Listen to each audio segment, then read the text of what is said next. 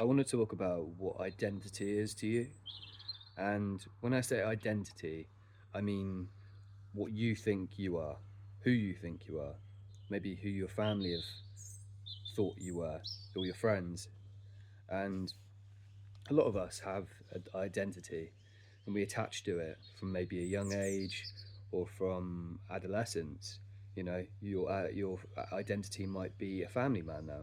Your identity might be the funny guy. Your identity might be party person.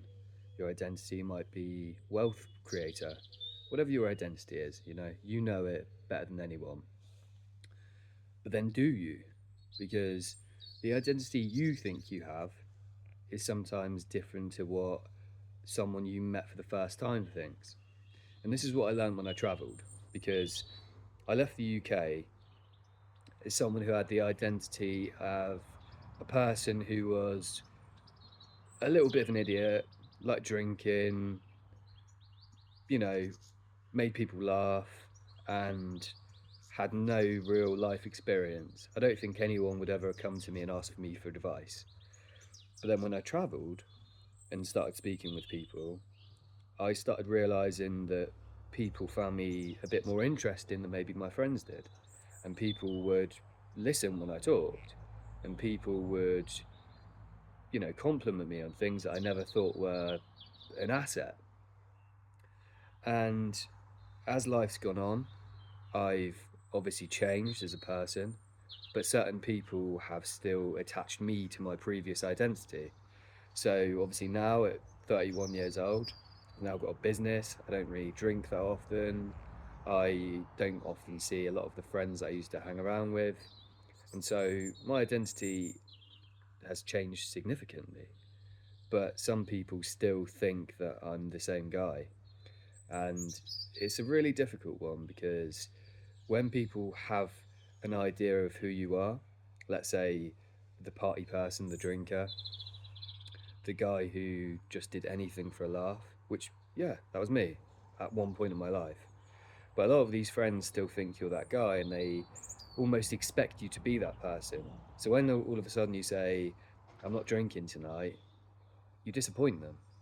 And there's a little people pleaser inside of, I know myself and a lot of people.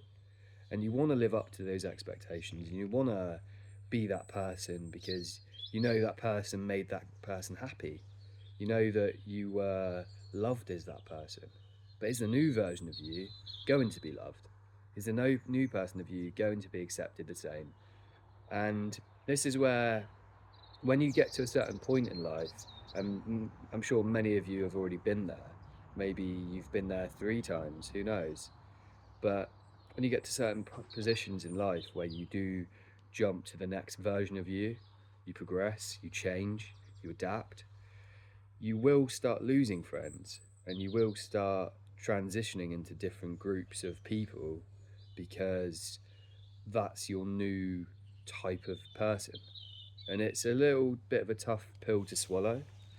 And I think a lot of us go through that sort of lonely period where a lot of your old friends don't quite add up to you anymore. But I just want to let you know it's completely natural and it's something I've been going through for a few years now. And although I'm still in contact with a lot of my old friends, I don't see them very often anymore. I don't really get many messages. Not many of them are that interested in what I'm up to. And to be honest with you, I'm not that interested in what they're up to either because we're just going on 2 different paths. And I'm sure we can always sit down and have a coffee, but we don't have to be best mates anymore. We don't have to be constantly messaging each other and everything because we're all busy and we've all got our own little agendas and things we need to do. And if someone's not the person that's going to bring that out in you the best, then you don't need to be on each other's coattails. So I just want you to know that because it can be really difficult and you can get that feeling of loneliness and the feeling of not being accepted. But there's nothing to worry about there. It just means you're growing, you're evolving, and you're turning into a better version. So keep going and don't change.